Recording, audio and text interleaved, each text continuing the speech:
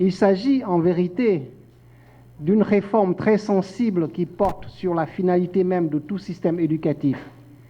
Elle charrie une dimension idéologique dans la mesure où elle se rattache à l'identité et à la personnalité, mais aussi à l'idéal de l'homme haïtien et de la femme haïtienne, produit à la fois d'une histoire, d'une géographie, mais aussi d'un contexte économique et géopolitique international assez singulier. Cette sensibilité induit l'implication pleine et entière des acteurs nationaux et milite en faveur d'une approche endogène et consensuelle dans le processus de mise en place de la réforme. L'étendue des champs couverts par la réforme curriculaire implique sans doute la nécessité d'une approche graduelle dans la mise en œuvre de la réforme et l'identification des priorités.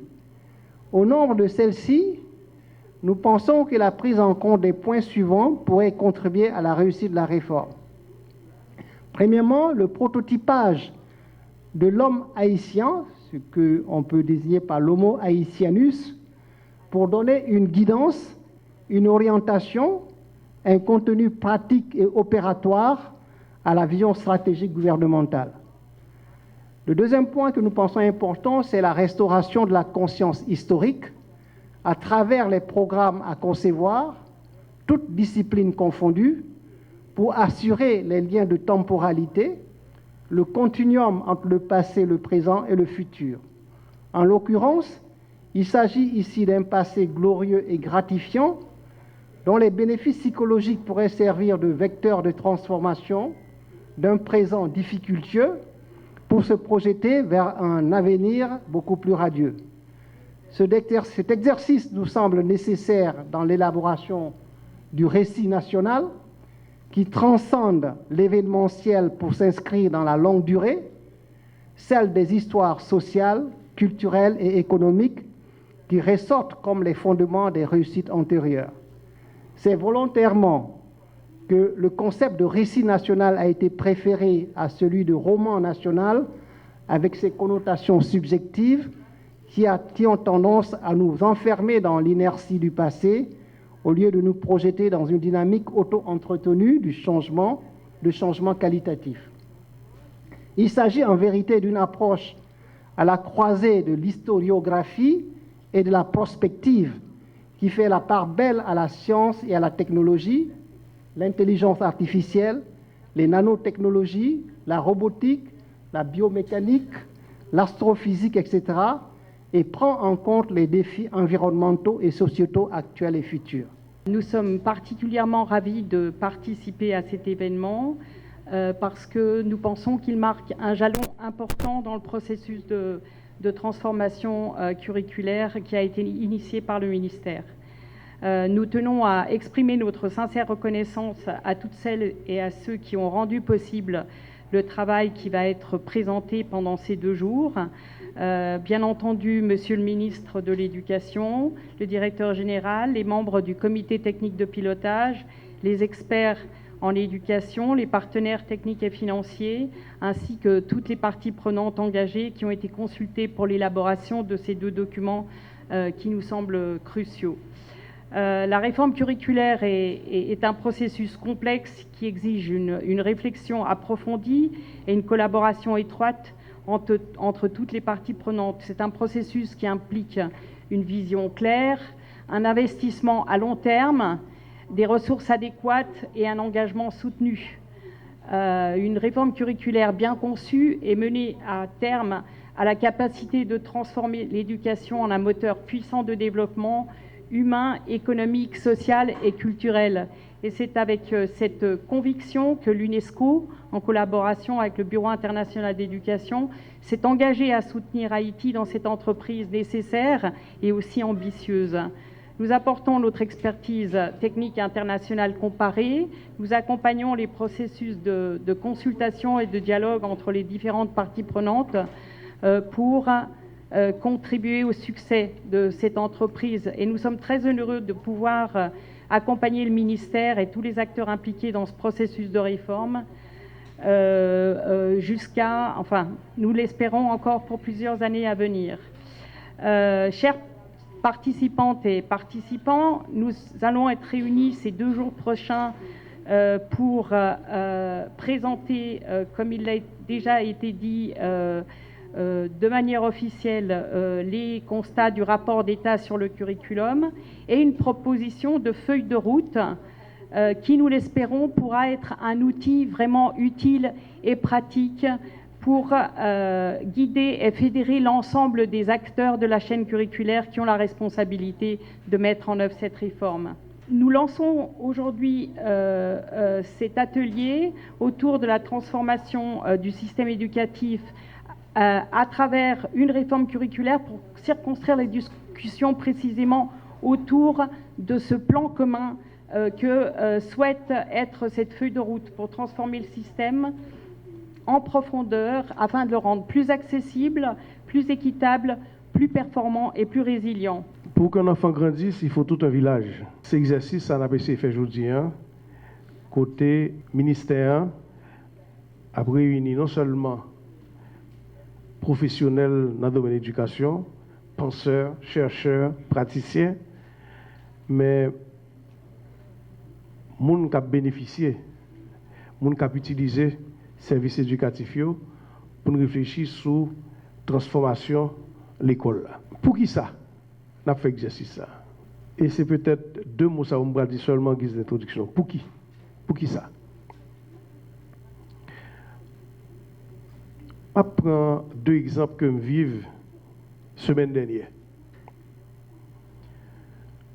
qui motivent un peu plus sur la nécessité pour nous transformer l'école là dans le pays. Et ce n'est pas le ministère qui a transformé seulement, c'est nous. Ces villages-là. Ces sociétés-là, parce que nous avons toutes des responsabilités par rapport à l'éducation dans ce sens large. Thème. La semaine passée, je visité l'école nationale, Fond des Nègres, et avec plusieurs partenaires internationaux. Et l'homme arrivé, tu as gagné une trentaine de petits garçons, petites filles, qui sont alignés et qui pourraient recevoir délégation.